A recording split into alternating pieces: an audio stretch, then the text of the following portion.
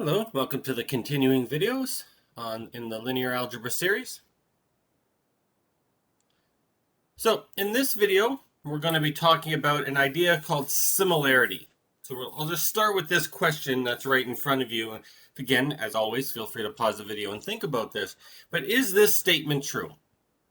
If P is an invertible matrix, so the inverse exists.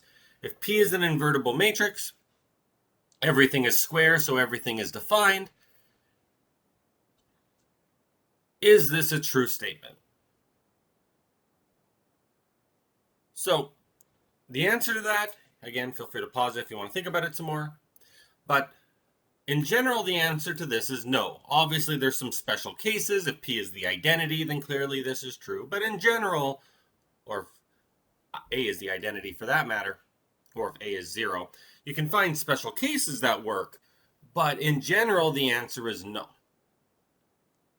The reason the answer is no is a statement we've been saying since we started multiplying matrices, that you can't just combine these two matrices together. You can't multiply those ones because the order of multiplication matters. So those don't cancel off. You can't just say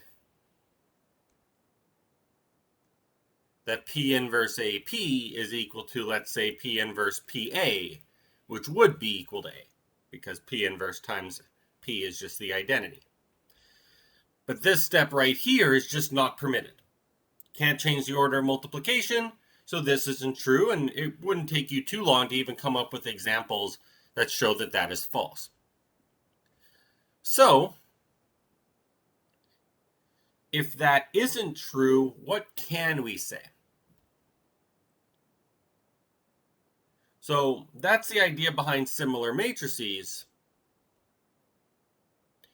is that A and B are similar, but not the same, similar, if there is some invertible, obviously, because we're going to write the inverse, invertible matrix P where B is equal to P inverse A times P.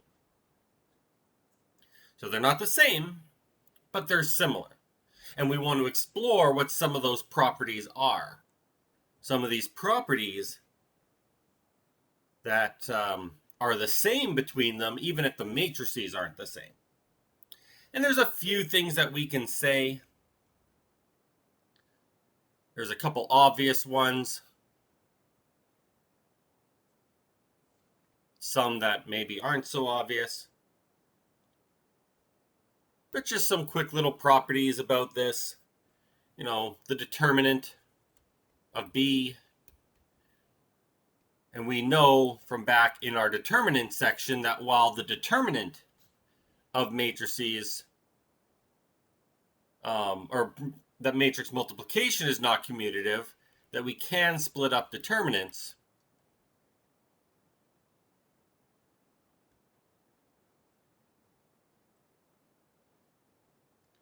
And using our rule about determinants, 1 over the determinant of P, that's not 0 because P is invertible. We do get the determinant of A. So in other words, if we have two similar matrices, their determinants are equal to each other. So even though the matrices aren't equal, the determinants would be equal. And there's other properties that are similar as well. You know, B is invertible. You can tell this from the fact their determinants are the same. B is invertible if and only if A is invertible.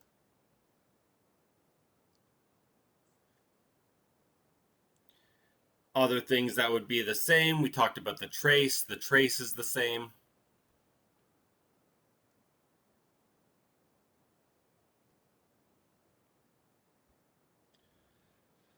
But the few we want to focus on right now, or the couple we want to focus on, are the following. So we'll call them big properties. Not that the other ones aren't big, but big properties is that the characteristic polynomials are the same.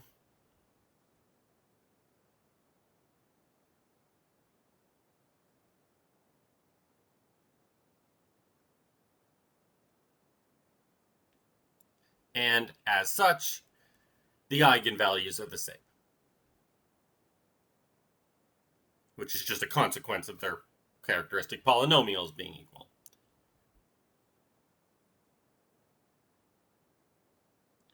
And all of them are consequences of the following.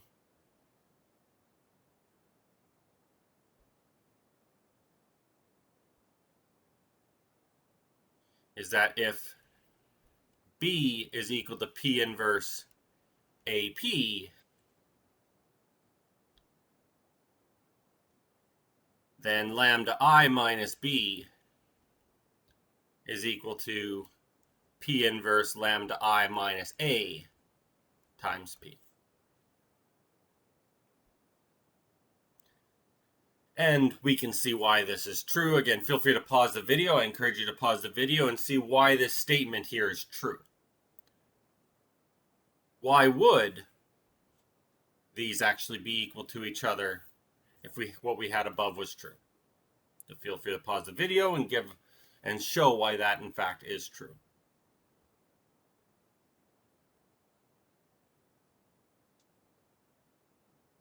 All right, so hopefully you had a chance to do that.